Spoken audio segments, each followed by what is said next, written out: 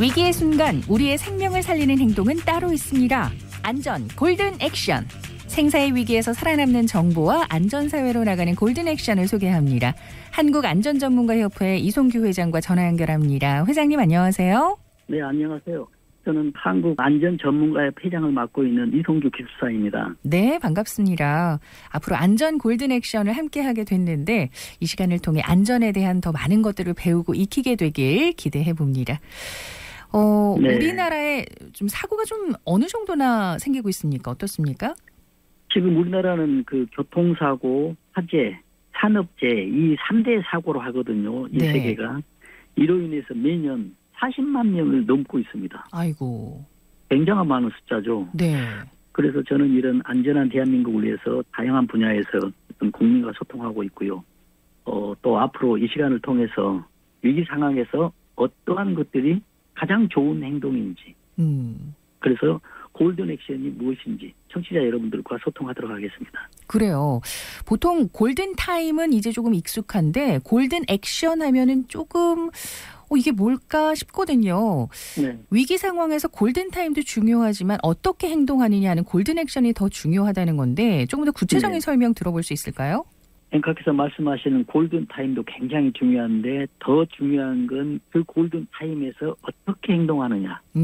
그게 이제 골든 액션이거든요. 네. 그런데 제가 예를 한번 들어보겠습니다. 네. 우리가 지금 살고 있는 아파트에서 불이 났어요. 옆집에서 불이 났든 아니면 자기가 살고 있는 그 층에서 불이 났든. 그러면 제일 먼저 결정할 건 이 불을 먼저 꺼야 될 건가 아니면은 끌 수 없으니 대피를 해야 될 건가를 이걸 이제 결정을 해야 되겠죠. 네. 만약에 불을 끌 수 없을 때 대피를 해야 되는데 밖으로 대피를 해야 될지 아니면 집에 있는 어떤 화장실이나 베란다, 다용도실 일로 대피를 해야 될지 이 또 결정을 해야 되거든요. 그렇네요. 그러면 만약에 또 밖으로 대피를 한다고 결정했을 때 옥상으로 대피해야 될지 아니면 지상으로 대피할지 이러한 매 순간마다 어떻게 행동하느냐 가장 좋은 행동들이 이제 골든 액션이거든요. 네. 위기 상황에서 생사와 갈림길에 놓여 있다. 그래서 가장 좋은 게 골든 타임의 골든 액션이다라는 그런 취지의 골든 액션입니다. 그렇군요. 골든 타임이 위기에서 생명을 건지게 되는 어떤 수동적인 의미라면은 골든 액션은 위기에서 스스로 벗어날 수 있는 좀 더 능동적인 의미라고 볼 수 있겠는데. 네네. 저는 어떻게 하지 이러다가 그냥 아무것도 못할 것 같은 그런 생각이 듭니다. 위기 상황에서 어떤 행동을 해야 가장 적절할지 이걸 좀 염두에 둬야 할 텐데 일단 오늘 첫 시간이니까요. 그 지난해 말 전국을 슬픔으로 채웠던 사고죠. 제주항공 여객기 사고에 대한 얘기를 먼저 해볼까 합니다. 네네. 지금은 이제 시신 수습은 마무리되고 사고 원인을 파악하기 위한 조사 중에 있는데 이번 사고 보면서 어떤 생각이 드셨나요? 그래서 저는 맨 처음에 그 뉴스를 보면서 정말 충격적이었습니다만은 우리나라 국민 1인당 국민 소득이 3만 5천이 넘어서 4만 달러에 육박을 하고 있거든요. 네.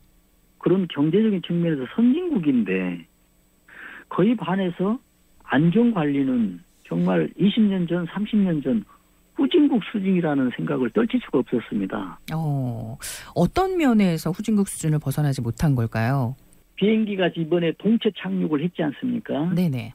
그러면 어떤 엔진에 대해서 문제가 있든 아니면 뭐 랜딩 기아가 문제가 있든 여러 가지 이유로 동체 착륙을 하는 경우가 있어요. 네.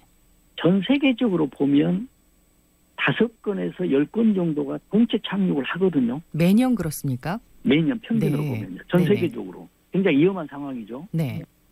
그런데 동체 착륙을 했다고 해서 승객 거의 모든 사람이 사망하거나 그런 경우는 거의 없어요. 그렇죠. 이번 참사는 동체 착륙으로 인해서 사망자가 세계적으로 가장 많은 그런 경우가 됐기 때문입니다. 네. 그래서 이런 것들이 왜 후진국 수준을 벗어나지 못했냐라고 한다면 동체 착륙으로 하는데 그 콘크리트 앞에 큰 둔덕이라고 하지 않습니까? 네네. 이것과 충돌하는 이런 공항 환경을 만들었기 때문에 이거는 후진국 수준이다라고 볼 수밖에 없었습니다. 이 로컬라이저라고 해서 방위각 시설물을 말씀하시는 거죠. 단단한 콘크리트로 아주 높게 설치된 이 부분이 좀 지적이 국내외적으로 좀 나오고 있는데 이걸 조금 낮게 혹은 뭐 좀 더 덜 단단했으면 이런 아쉬움이 좀 남아요. 네네. 지금 언론에서 지적을 하고 또 어떤 내부 규정에도 그렇게 나와 있거든요. 네. 지금 법률 해석은 약간 이제 뭐 좀 이럴까 저럴까라고 하고 있는데 지금 말씀하신 로컬라이저가 어떤 거냐면 비행기 기장이 활주로에 접근을 할 때 착륙을 할 때 가장 정확한 직선에 착륙을 해야 되고 또 어떤 활주로와 평행을 맞춰야 되잖아요. 네네. 그걸 교신을 할 수 있는 주파수로 교신을 할 수 있는 안테나 역할을 하는 것이거든요. 네. 그렇다 보니까 좀 높으면 더 유리해요. 좋아요. 그리고 좀 바람이나 이런 것에 의해서 넘어질 수가 있잖아요. 네. 그래서 좀 단단하면 좋은데 이 정도로 단단하게 되면 콘크리트 두께가 2m고 뭐 폭이 4m 이런 콘크리트거든요.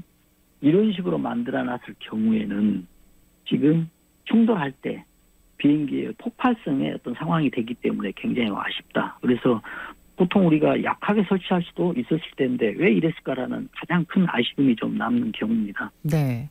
이번 사고를 계기로 로컬라이저 설치 기준에 대해서 다시 한번 좀 살펴봐야 한다고 하고 있는데 향후 대책 어떻게 될까요?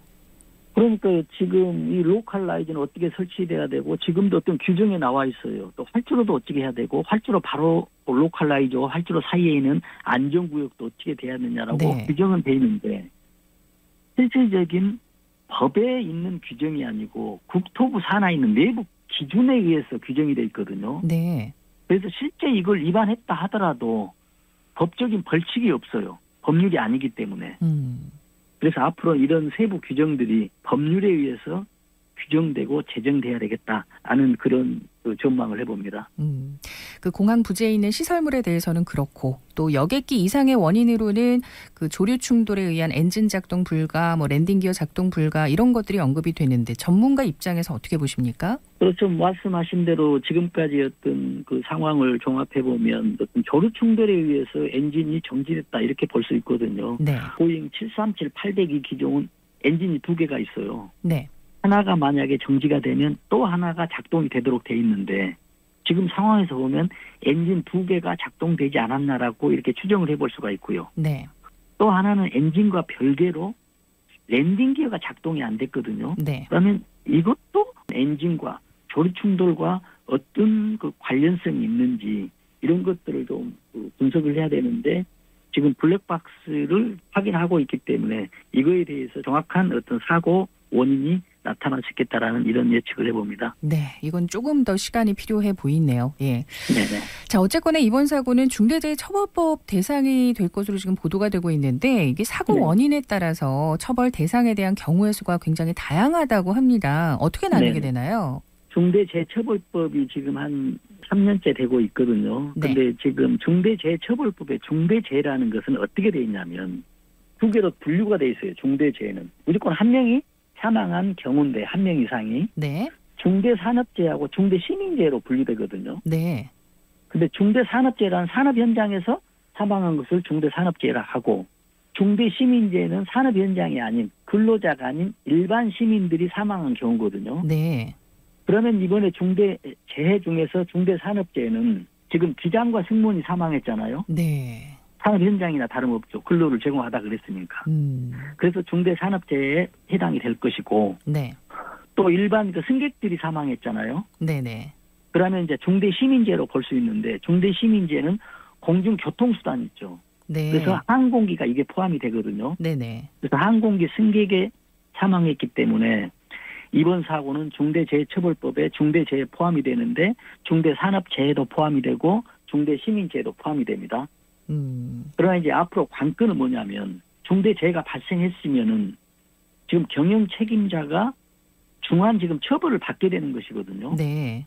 그러면 받을 수 있냐 아니면 받지 않아도 되냐라는 이런 지금 관건인데 지금 어떤 문제가 있냐면 경영 책임자는 안전이나 보건을 확보할 의무가 있어요. 네. 이 의무를 하지 않았으면은 중대한 처벌을 받는 게 중대재해처벌법입니다. 강력한 처벌이거든요. 네.